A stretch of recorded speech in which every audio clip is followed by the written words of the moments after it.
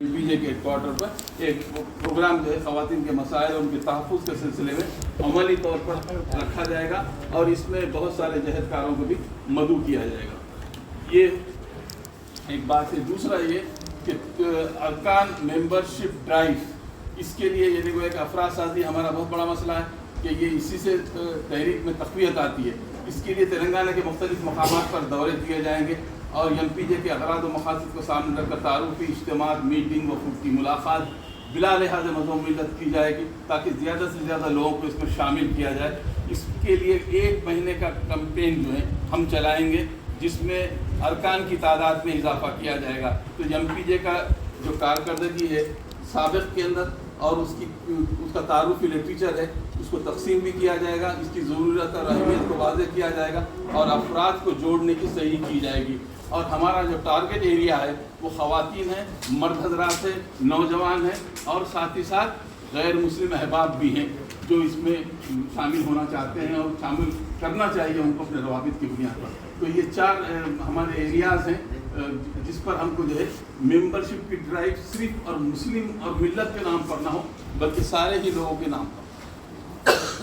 इसके बाद चौथी बात जिस सिलसिले में हमने मतलब रखी है उसको ज़मीन पर लाने की कोशिश करेंगे। ये तो प्रोग्राम है राइट टू एजुकेशन के ताल्लुक़ से अवामी राय आम्मा हमवार की जाएगी। बहुत से कम लोगों को मालूम है कि आपके क्या हुकूक़ हैं और क्या क्या चीज़ें हैं और हुकूमत आपके बच्चों की तालीम के सिलसिले में प्राइमरी से लेकर पीजी तक क्या कुछ कर सकती है, बहुत कम लोगों को मालूम है। उस सिलसिले में उनके जो शौर बेदारी की मुहिम चलाई जाएगी, अवेयरनेस के हक़ बराए तालीम जो एक्ट 2009 के तहत है उसके सिलसिले में जो है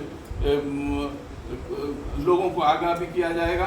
और उसमें जो टारगेट ग्रुप है वो डिसएडवांटेज ग्रुप जो आता है SC ST और OBCs का, और उसके बाद जो है जिनकी एनुअल इनकम कम से कम 1 लाख से कम हो, जो इकोनॉमिकली जो है पुअर लोग हैं, जो डाउन पेरेंट्स हैं, उन माइनॉरिटीज़ को भी है इसका एक वो बनाया जाए कि उनको क्या इस सिलसिले में मराहत हासिल है।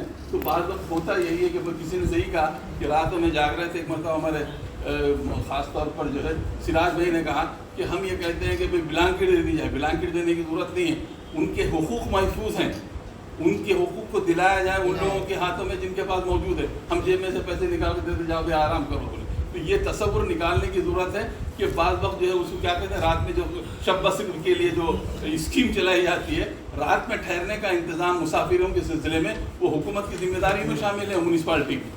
तो लेकिन हमको मालूम ही नहीं, हम मतलब हमको नहीं मालूम है तो फिर हम लोगों को क्या मालूम होगा। तो इस तरह जो शेल्टर होम्स का तसव्वुर है तो वो चीज़ें जो है हमारे हुकूक का अंदाज़ा नहीं होता ना क्या है। तो बहरहाल राइट टू एजुकेशन के अवेयरनेस ये बहुत अहम काम है जो होना चाहिए और मुश्तरका तौर पर हर एक की राय आई है एजुकेशन, तालीम और वीमेंस एम्पावरमेंट के बारे में। तो ये राइट टू एजुकेशन के बारे में हमारा वो है। चौथी बात ये होगी। उसके बाद जो है पेशेंट राइट, मरीज़ों के भी हुकूक़ हैं। मतलब मरीज़ के माने ये नहीं है कि आदमी उसको हुकूक़ नहीं है, पेशेंट्स के हुकूक़ हैं। और बाज़ औक़ात दवाखानों के अंदर जो है इनको वो मराद या वो मान्यता नहीं दी जाती जिसका कि फिलवाक़ा ये हक़ रखते हैं। अब ज़ाहिर है उनको अगर ये कह के निकाल दिया जाता है कि भाई आपका दवाएँ नहीं हैं, ये नहीं है, वो नहीं है, तो बेचारे चले जाते हैं इसलिए कि उनको कोई पुरसान हाल नहीं। तो आप बेसिकली एमपीजे उन लोगों की आवाज़ है जिनकी कोई आवाज़ नहीं होती। तो इसके लिए जो हम ड्राइव चलाने के सिलसिले में जो मंसूबा बनाए हैं कि मरीज़ों की हुकूक़ क्या है, इनको इस्तेहसाल से कैसे बचाया जाए। इस्तेहसाल 2 तरीक़े का है, कॉर्पोरेट हॉस्पिटल्स के अंदर में इस्तेहसाल है और ख़ास